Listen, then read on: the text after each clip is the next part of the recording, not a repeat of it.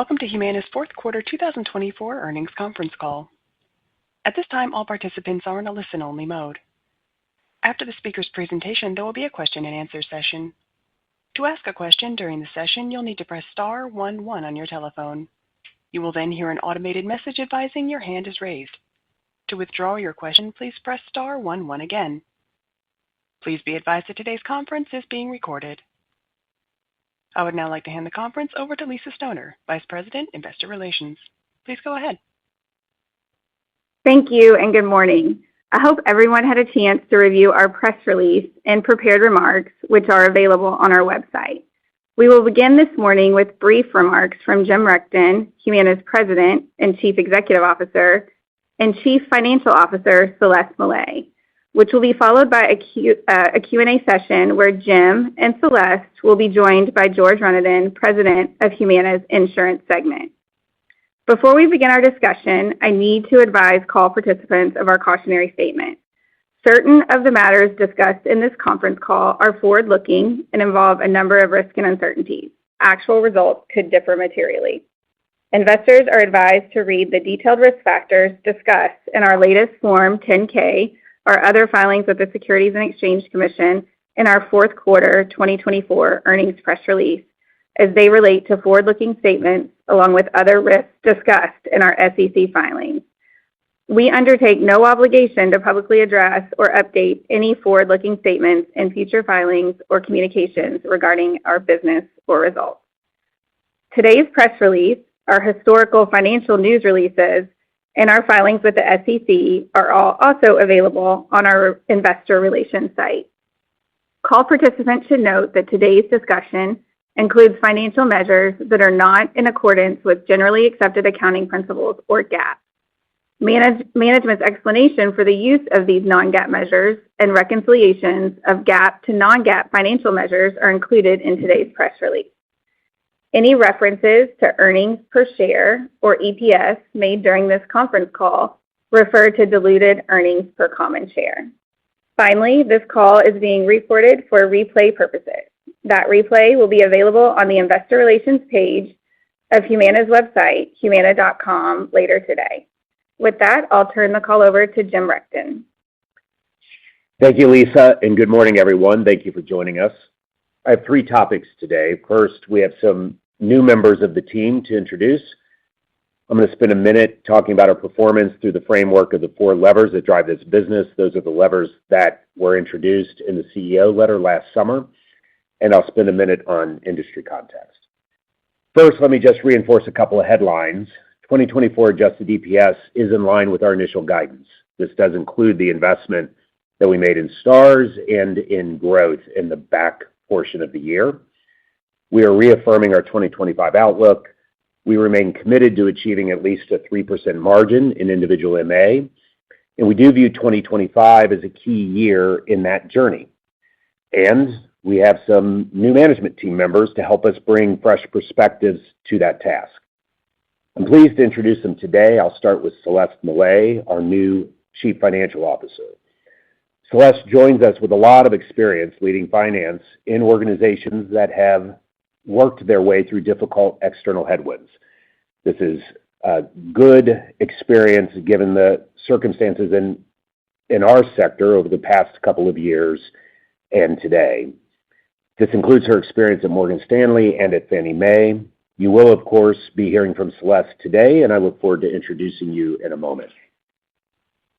We also have Michelle O'Hara joining us as Chief Human Resources Officer. Her experience has been focused on evolving HR capabilities through periods of change. She comes to us from SAIC. And we're introducing Japan Mehta as our new Chief Information Officer. Japan brings a wealth of experience managing large IT organizations in scale-regulated industries. He also has experience using data and digital to better engage customers. This is a big part of our future, we believe. He was most recently at Citi. Now let me turn to the four things that drive this business. The first of those four levers is product and experience, which drive customer growth, retention, and lifetime customer value. In this area, we feel that we are moving in the right direction, though we also believe that we're just scratching the surface of what can be done. As a reminder, in 2024, we proved to have a good year of growth with nearly 5% membership growth, despite repricing our product to reflect the elevated medical cost trend that we began to see nearly 2 years ago. When we look at the most recent AEP and expectations for 2025, we are accomplishing the things we wanted to achieve. We're shedding unprofitable plans, we're resetting expectations in lower margin plans, and we are shifting our membership mix with a focus on sustainable long-term value. The membership losses that we've experienced have largely been consistent with our strategy. The exception to this is our position in the D-SNP space. However, we are comfortable that we can quickly improve our positioning in this space. I also want to emphasize that we feel very good about the new member mix that we've been attracting. The second lever is clinical excellence. This is the engine of the business. When we deliver better outcomes for our members and our patients, we also reduce system cost. When we reduce system costs, we improve our own product profitability. Clinical excellence starts with delivering on STARS performance. In the fourth quarter of 2024, we closed 650,000 care gaps. This is a significant improvement from where we started in September. We feel good about the progress that we made over the last quarter of the year. And the question, of course, is will these steps that we've taken be enough to return us to an industry-leading position in 2027? As we acknowledged back in October, it will be tight, and ultimately it will depend on the final thresholds. Having said that, I will reemphasize that we feel good about the progress we made in the fourth quarter. We are right now putting all of our energy into measurement year 2025, that is bonus year 2028, where we have a full year of runway to drive operating improvements.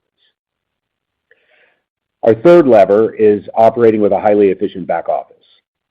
We have made a lot of progress in this domain over the course of the last couple of years. In 2024, we improved our operating expense ratio by 40 basis points. Just to provide a few examples of what enabled this, we optimized our care model, we unified shipping activities across the enterprise, we outsourced some non-core capabilities, and we streamlined our internal distribution capability. I'd like to note that our internal distribution team performed better this year than ever, even while driving efficiency. Efficiency does not mean a decline in performance levels when we do it the right way. It is important for our team to note this and for our investors to recognize it. Despite the good progress over the past few years, we believe there is more to do, and we expect to communicate a path towards additional efficiencies in the upcoming months. Finally, let me touch on the last lever, which is capital allocation and growth. We feel good about the opportunities we found to expand our primary care footprint in the second half of 2024. We also feel good about the continued expansion of Medicaid organically. However, in the near future, we will need to strike a balance. Priority number one is recovering MA margin, as we have repeatedly said. This will require our being prudent with our balance sheet as we navigate the STARS recovery. And we must continue to grow our earnings capacity through organic reinvestment and through acquisitions. This is clearly a second priority, but it is a priority nonetheless. Both CenterWell and Medicaid are important enablers of our long-term strategy. We will be thoughtful in identifying opportunities that make sense in our current environment, that allow us to continue to grow our earnings capacity while being prudent with our balance sheet. Now, let me spend just a moment on the insurance industry and on Medicare Advantage. It's been a volatile couple of years, and more so, it's been a volatile few months. The U.S. healthcare system is complicated, it's fragmented, and it's expensive. I think all of that has been pretty well established. Americans, understandably, want high-quality, affordable care that is easy to navigate. Too often, that is not what they are receiving today.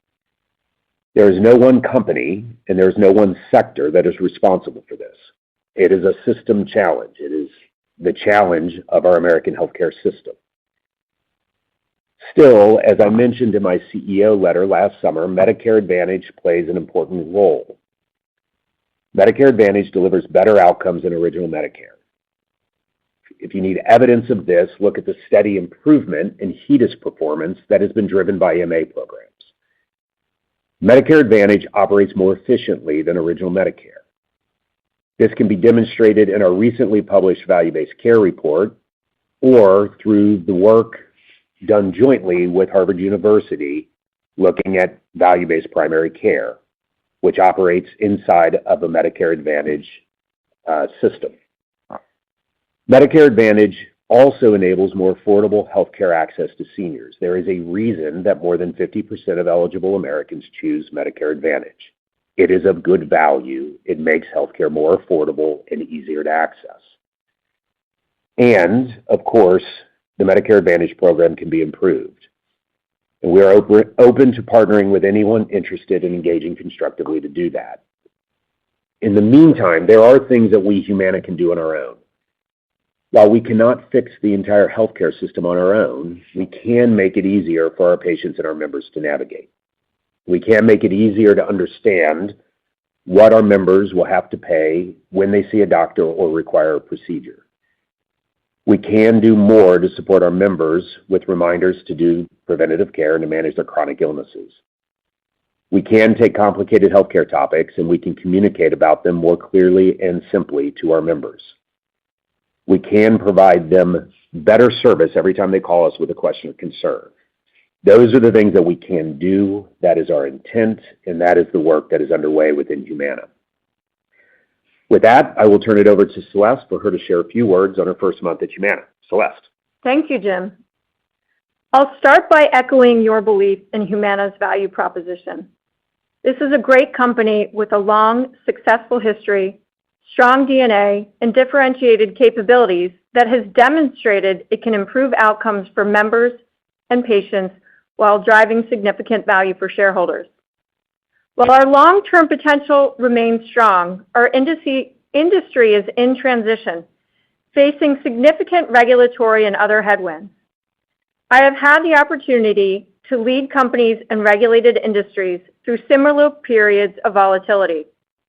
It is incumbent upon us to evolve how we serve our members and operate the business to be more nimble, better able to absorb fluctuations, and more consistently deliver compelling financial performance and shareholder value.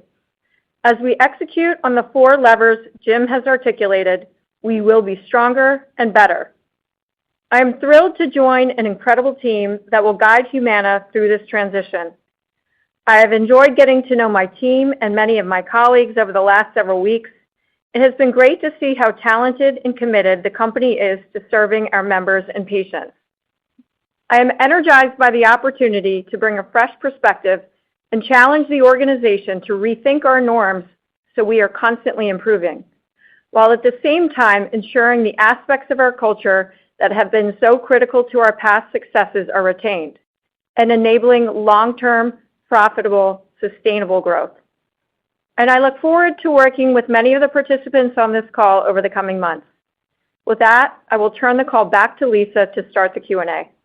Great. Thank you, Celeste. Before starting the Q&A, just a quick reminder that to fairness in those waiting in the queue, we ask that you please limit yourself to 1 question. So operator, with that, please introduce the first caller. Our first question comes from Ann Hynes with Mizuho. Hello, good morning. Can you hear me?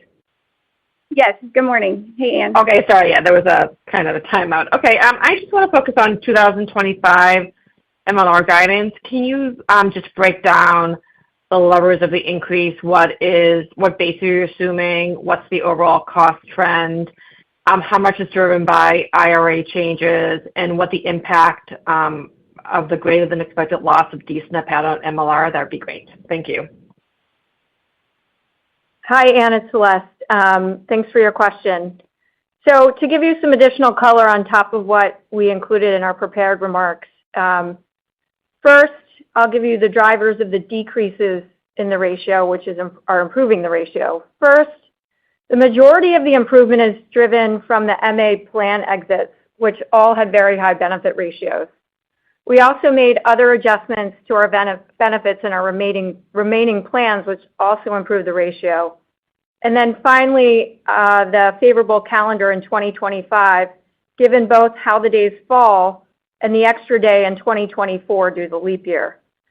Second, the increases to the ratio, which are a drag. First, business mix changes given Medicaid is growing. Medicaid carries a higher benefit ratio versus MA, as you know.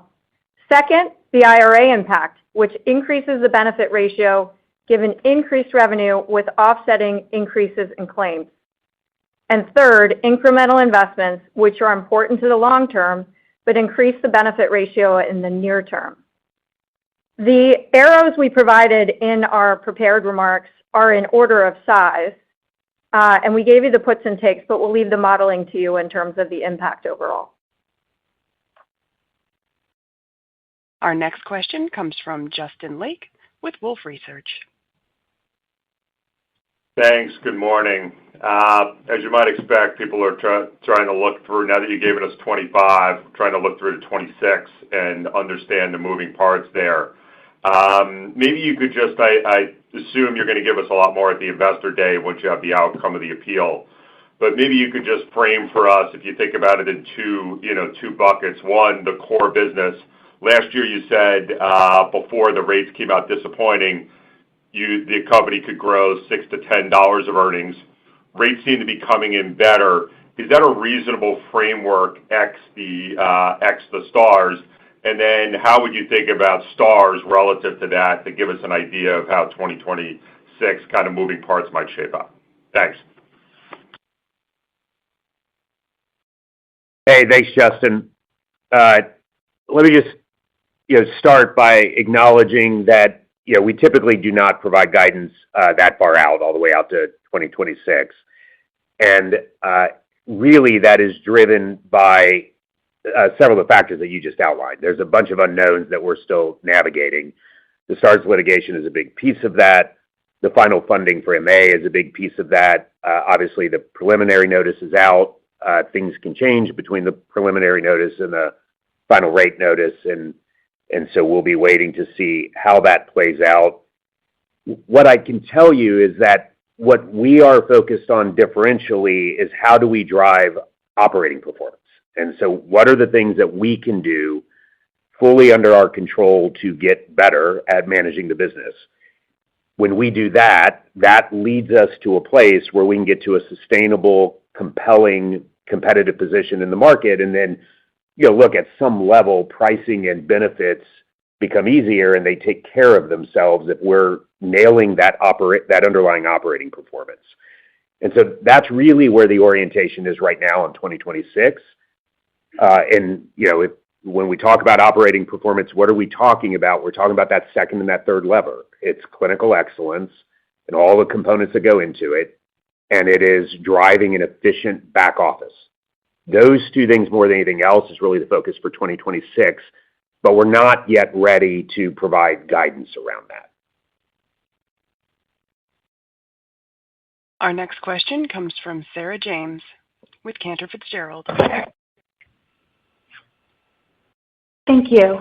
How do you think about the path to 3% margins? Does that assume any sort of STARS improvement needed to get there?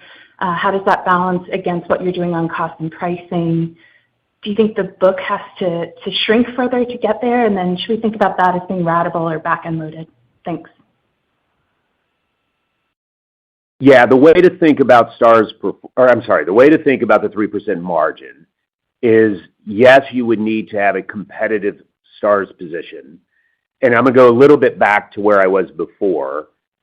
You need to have a reasonably normalized rate environment, and then you need to have optimal operating performance on the levers that I just described, on clinical excellence, which again is STARS.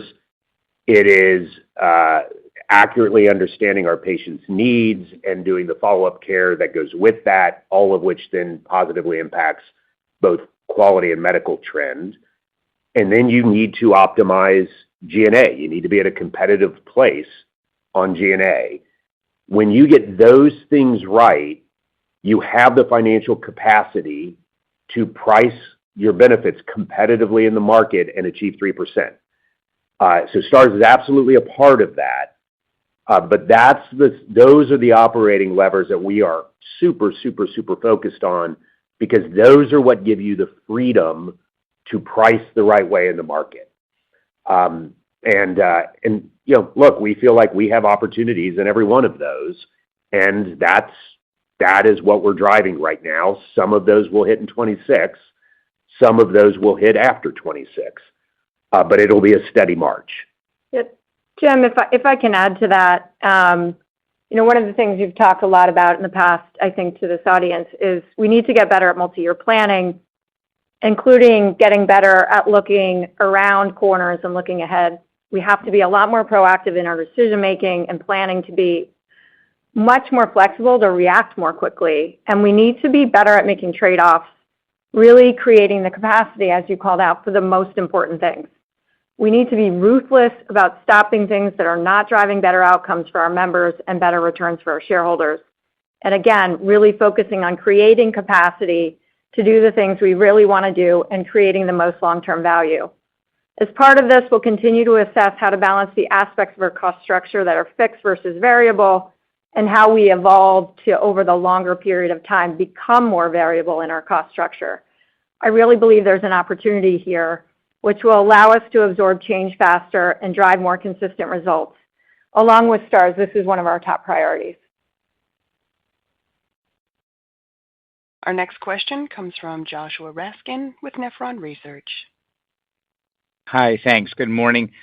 You spoke to a few $100 million of investments that are sort of offsetting the underlying earnings growth in 2025. Can you just give some details on like the major buckets of those few $100 million? And then are those going to be ongoing each year, or are those truly one-time in nature? And then obviously the last one may be more of a follow-up even on the prior discussion, but should we think of 2025 as a floor EPS number, or do you need to win the appeal on Stars for that to happen? Hi, thanks for your question. So just to be clear, we make investments in our business every year. What we've called out and what's included in our guidance are incremental investments of a few $100 million.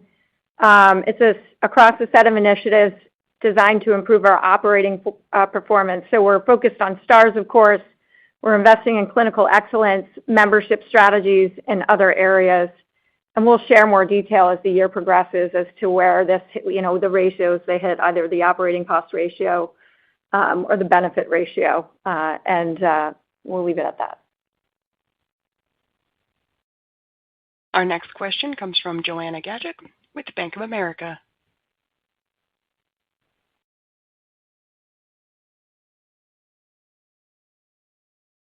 Joanna, your line may be on mute.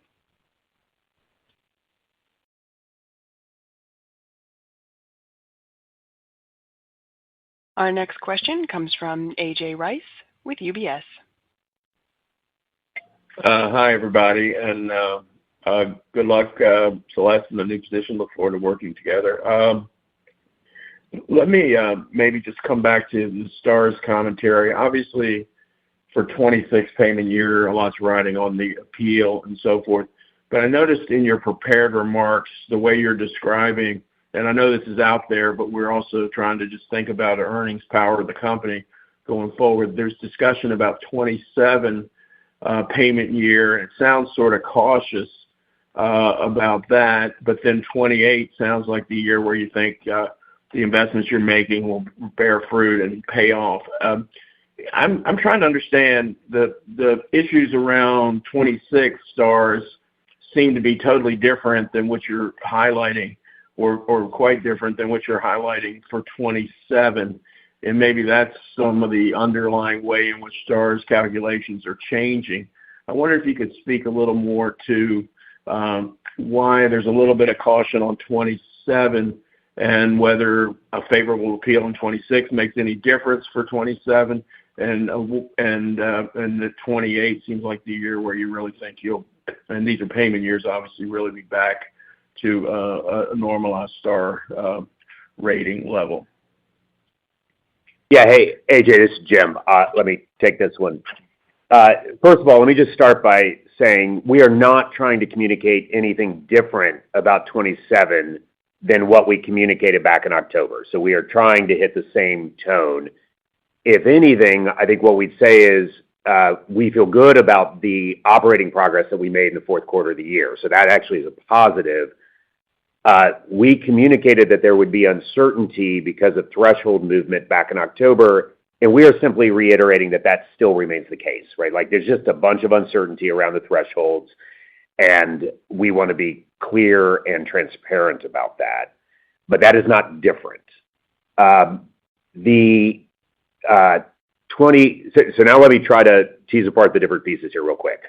So 2026, again, not much we can say about the litigation. It's progressing as you would expect.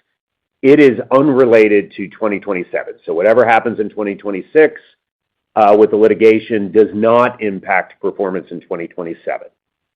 In 2027, I'm just going to reiterate it one more time. We feel good about the progress we made operationally in the fourth quarter. I think we told everybody, I know we told everybody back in October that the thresholds that came out last year represented a different level of performance than what we had anticipated at the time. We were resetting our targets in the fourth quarter to reflect that, and we were on a sprint. We did sprint. We made a lot of progress. We feel good about the progress, and we don't know what the thresholds are going to look like next year. Like it's kind of that plain and simple. And then as we move into the current measurement year, so think about the activities that we're doing right now in 2025 that influence 2028. We have a whole year of runway now, and we have the ability to layer in more buffer or more cushion to our targets. And so we feel better entering with the new year with a full year's worth of runway. And that's really what we're trying to convey to everybody. George, is there anything, I was wordy there? No, that's okay, Jim. I would just add to that, AJ, that we saw that a lot of the new things we tested in the fourth quarter of last year delivered the results we were looking for. We saw great progress from the outreach we did to our members. We saw great progress of our teams working with our providers through various means to help our providers close gaps in care. And we also have seen great progress in our working with our vendor relationships. So on every front that we talked about back in October, even before that when we had our STARS call, we have made significant progress and feel very good about that progress. As Jim said, though, we are taking a very prudent approach to how we think about setting our thresholds and targets in the future, and have set them in a way to have them be a significant stretch to our organization to push them to continue to excel. And so that's the reason for some of the caution you're hearing, and that we are pushing our teams. We've seen great progress and feel good about where we stand right now. Our next question comes from Ben Hendricks with RBC Capital Markets. Hey, thank you very much. You discussed in your prepared remarks higher than expected D-SNP attrition for the year and caution around change in SEP rules. And I was wondering if you could provide some more detail around how you're thinking about the range of outcomes there. And then by extension, how is the attrition you saw in the SEP in that population kind of impacting or informing your MCR guidance range? Thanks. I'll start, and then maybe Celeste can add on the benefit ratio. So, look, first of all, we are pleased with the outcomes of our AEP given the members we gained versus those we lost. We have seen that our pricing strategy worked and that we are retaining members that are on the path to necessary margin recovery and expansion that is critical to the points that Jim made before. We're seeing members that have a shift to higher lifetime value segments and membership. We're seeing strong performance to date in markets with a strong concentration of our best value-based partners, including states like Florida, Illinois, and Texas. We are seeing higher than historical percentage of our non-SNP, our core members, sales coming from members switching from our competitor MA plans. And as Jim mentioned, we're seeing continued shift to our higher value distribution channels. So all those things feel good. In our pricing strategy. However, as you point out, we retain fewer members than we expected in our dual products.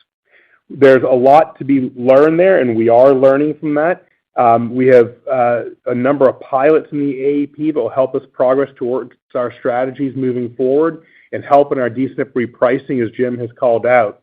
I would also add that when you think about the dual product, don't disconnect that from the very exciting success we've had in Medicaid RFPs. With the recent wins we've had in Georgia and Texas, that takes us to 13 states. And as I think you all are aware, the connection between Medicare and Medicaid is growing stronger, and the integration and the rules that are coming out. And so having a larger Medicaid footprint successfully implementing those states will also help us going into the future. So while we've retained fewer members than we expected, we feel good about how we're set up for the future. Thanks, George. Just to come back to what I had said earlier on the benefit ratios. So the majority of the improvement, that the underlying improvement, is from plan exits. But if you recall, we deliberately exited unprofitable plans. So additional D-SNP losses helps on the margin, but most of the underlying benefit improvement was something we did very intentionally. And then we also made some adjustments to benefits in our remaining plans. So the improvements are very intentional. Just one thing I wanted to add to George's comments on D-SNP is 30,000 of the D-SNP losses were due to redeterminations. As you know, the way each state did it with what varied from state to state. So about 30,000 was included in that number. Our next question comes from Whit Mayo with Leerink Partners. Hey, thanks. May have missed this, but just wanted to get an update on expectations for Part D seasonality this year, given all the changes this year and the higher deductibles that we see in the market. So just any observations would be helpful. Thanks. Hi, Whit, it's George. So as we think about our PDP strategy, we are pricing for margin given the additional risk of the IRA, and we've taken a very disciplined approach to how we're pricing that, given that increased plan liability. As you know, we're participating in the premium stabilization demonstration, and we are expecting to see growth of roughly 200,000 members versus our prior expectation of flat. There are a number of competitive dynamics that are driving that increase, including number of plans available in 25. Of course, the premium stabilization demonstration has an impact on that, and we've maintained strong relationships with our brokers. We feel good, though, about the way we price the product. While we price for margin, we're taking a measured approach in our assumptions to our guidance, given the IRA changes and given the uncertainty there. We're monitoring throughout the year the most recent data, given that Part D and MAPD does complete more quickly in the drug space. We don't see any problems there at this point. We see that the current data supports our pricing strategy and tactics that we've taken. Yeah, and just to add to that in terms of seasonality, and I'll address the seasonality in our guidance in general, since the IRA is the biggest piece of it. So first, to remind you, we expect 60 to 65% of our earnings in the first quarter, which is a significant shift from last year and prior periods. And there are really four key drivers of that. First are the IRA changes, which shift more responsibility to the plan, but seasonality also changes because members are working through their MOOP earlier in the year, and plan liability increases as the year progresses versus CMS reinsurance kicking in the back half of the year, like in 2024. Second is plan benefit design changes, including the addition of deductibles that were made in line with the focus of it driving sustainable long-term membership growth. In both the cases of the first and the second, the member bears more expense in the beginning of the year, and we bear more expense in the end of the year, shifting earnings more towards the front of the year. There are two more drivers which are less impactful. One, and I called this out earlier, is the change in the number of days and how they fall on the calendar, including the leap year in 2024. And then finally, the timing of when we expect to make the investments we mentioned previously. Our next question comes from Erin Wright with Morgan Stanley. Great. Thanks for taking my question. You touched on this a few times during the call, so I want to circle back in terms of digging into a little bit more. But in light of that CMS push for further integration across Medicare and Medicaid and to service that D-SNP population by 2030, there are some certain requirements by 2027 as well. How do you think about your positioning at this point and kind of in that spirit of being proactive and looking ahead, just how do you think about that in light of your Medicaid strategy and do any of these efforts, whether it's STARS mitigation, cost savings, other initiatives, detract at all from your efforts on that front? Thanks. Hi, Erin. Thank you for the question. As we think about the further integration of Medicare and Medicaid, as I said, the impressive win rate that our Medicaid team has had in increasing our footprint is really in line with our plans as we go out, as we think towards 2030. As we've talked about before, we have a 5-year plan that we started last year that carries us almost to that same period, and we are progressing very nicely along the trajectory that we expected in winning Medicaid states and increasing that footprint for that future integration. Do keep in mind, though, that the integration applies only to those states who have moved forward with HIDE and FIDE SNPs. And so when you think about that, that is almost half the states are in that bucket. So just keep that in mind as you're thinking about the Medicaid and Medicare integration rules and how they apply. One of the things we're paying a lot of attention to as we are selectively choosing which states to participate and what states to submit RFP responses is we're making sure that we are looking at where our current duals are, not just where our dual SNP members are, but also where duals exist in our core underlying products. You have to look at both. And as we're doing so, we are making sure and we're ensuring that we are prioritizing those states and that we will continue to cover the dual membership that is necessary to protect our margins and to protect our growth going forward. Yeah, I just want to come back to your question about creating capacity. And the way I think about it, and these are all tied together in terms of our ability to deliver for shareholders, is we need to do better on the clinical side and reduce operating costs to, one, invest in our membership so we continue to grow profitable long-term membership. 2, invest in STARS, and they're not in any particular order. 3, invest in our Medicaid growth. As you probably read in our prepared remarks, there is a J-curve associated with the business.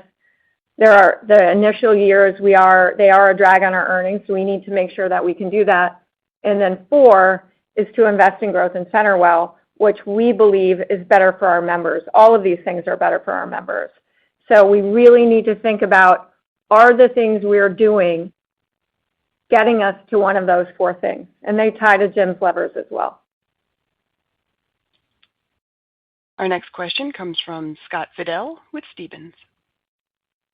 Hi, thanks. Good morning. Was hoping to get maybe a little more visibility or insight just into the Medicaid margin trajectory and sort of how that's flowing from 24 into 25. I know that you were expecting Medicaid margins to be at a loss in 24. Just curious, maybe you could give us a little more pinpointing on sort of where that sort of negative pre-tax margin percentage was in 25, and then how you're thinking about, I think in the prepared remarks you commented on some incremental improvement, but curious on whether you think the business will get to profitability in 25 or still stay in that negative margin area.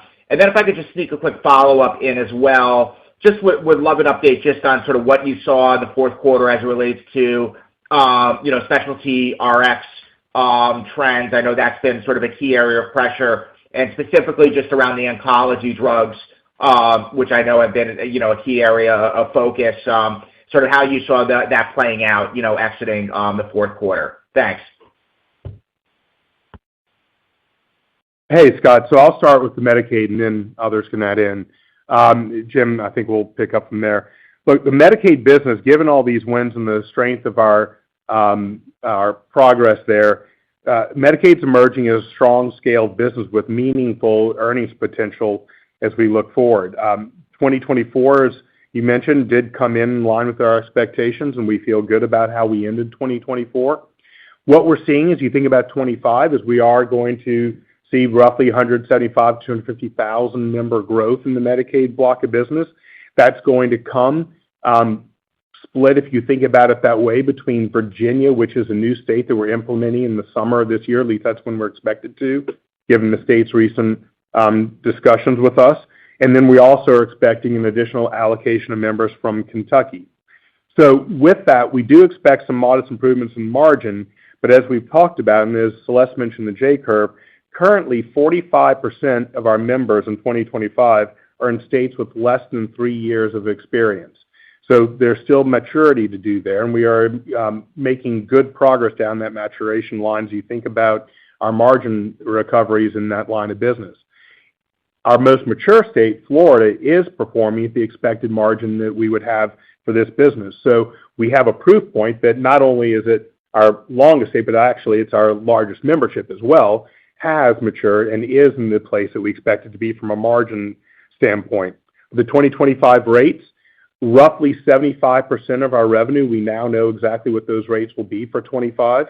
There's an additional 25% that are in what is called the pre-draft state that we do not have total clarity to. So overall, we're feeling good about where we are. The states have been very collaborative in helping to ensure that rates meet the acuity of the membership, and those discussions are ongoing and are progressing well. Yeah, and hey, let me just hit the specialty drugs. This will be quick. The specialty drug spend, it looks very much the way it has looked the last couple of quarters. It is elevated. It is relatively stable. We're going to be talking about specialty drugs, my guess is, for a long time in the industry, but we feel like where we have priced and forecasted is the right place, given what we're seeing. So yes, elevated, stable, and kind of within the range of expectations that we had. Our next question comes from Joanna Gajuk with Bank of America. Oh, yes. Hi. Thanks so much for bringing me back in. Sorry, I got disconnected. So thanks for taking the question. Maybe just a couple of follow-ups. One question on the 2025 guidance. Can you give us either numerical or qualitative, commentary about specifically the trend outlook for 25 and how does it compare to what you had experienced in 24?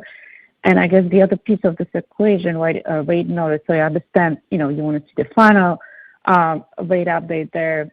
But what do you assume in your guidance? Do you assume something in the range of preliminary rate notice? Because I guess, historically, most of the time, final rate is better than proposal. But just kind of what do you assume in your guidance for those two elements would be helpful. Thank you.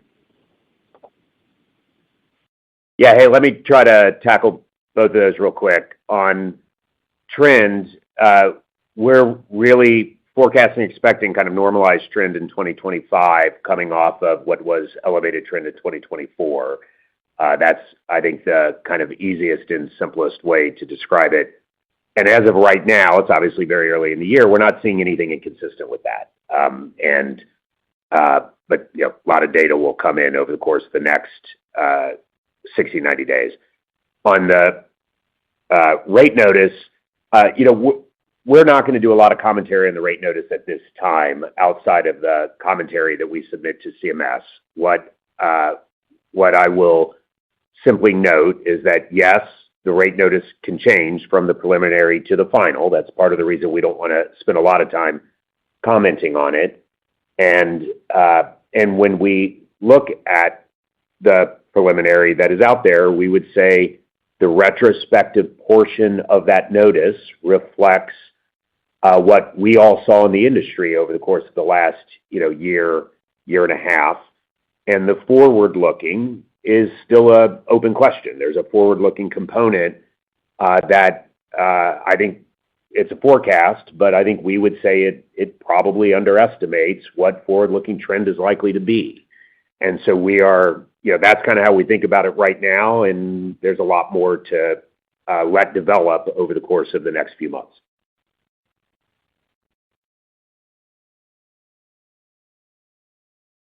Our next question comes from the line of George Hill with Deutsche Bank.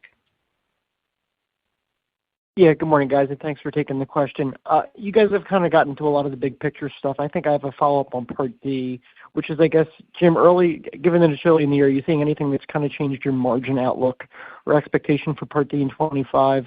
And then kind of a follow-up is, are you guys doing anything more aggressive to manage the drug benefit in the B space, like trying to shift B drugs to D coverage, such that you can do like shift financial responsibility a little bit to the government and to the manufacturers, and whether or not you're seeing any success there? Thank you.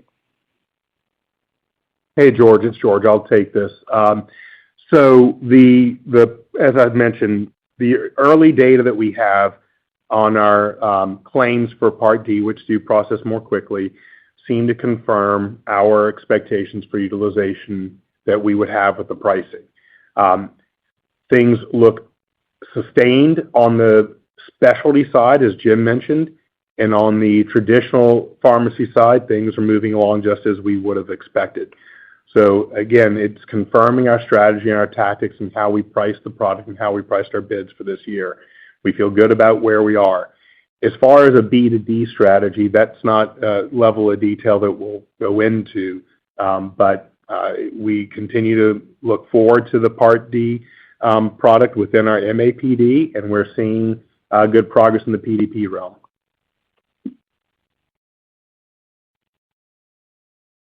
Our next question comes from Ryan Langston with TD Cowen. Hey, thanks for squeezing me in. You talked about margin pressure on Group MA. Maybe just a little bit more detail there and what's specifically driving that. Is that more your strategy, competitor dynamics? And then I guess how do you think about margin improvement in the group versus the slope of where you think you can get to on individual kind of into 2027 and beyond? And then just what is kind of included in guidance for 2025 on group? Thank you. Sure, I'll start, Ryan. The group product, we have roughly 500,000 members there, slightly over that. In the group MA market, what I would say, as opposed to the individual market, is somewhat less mature as an industry. There was a period of time not very long ago that we're still living in where the industry was continuing to evolve and mature and offered rate guarantee contracts for multiple years. Historically, those contracts, or those long-term contracts, were in place. That is beginning to change. We're seeing change in the industry. We're seeing change in the way plans are responding to RFPs coming from large groups, especially when you think about large jumbo groups. And that's changing, but that will take some time to flow through the financials. We do expect margin improvement in 2026 through pricing actions as those long-term contracts come up for renewal, but we will see some more pressure in 2025 that's built into our guidance for 2025.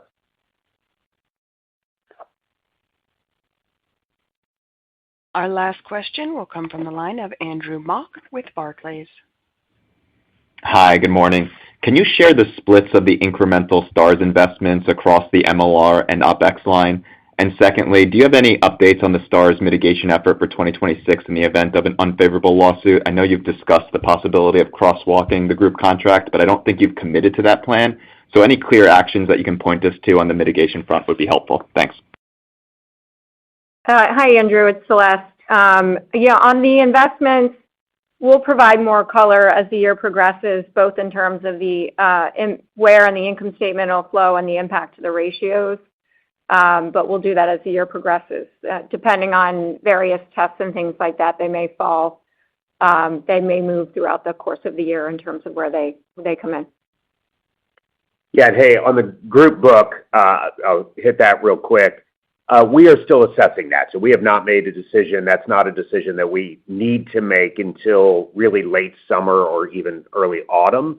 And so we have time, and depending on how a number of things play out, that could influence the final decision. So once we have gotten there, we'll be clear with folks, but we are not there yet. Hey, let me just shift to saying thank you to everybody for joining us this morning and for your interest in Humana.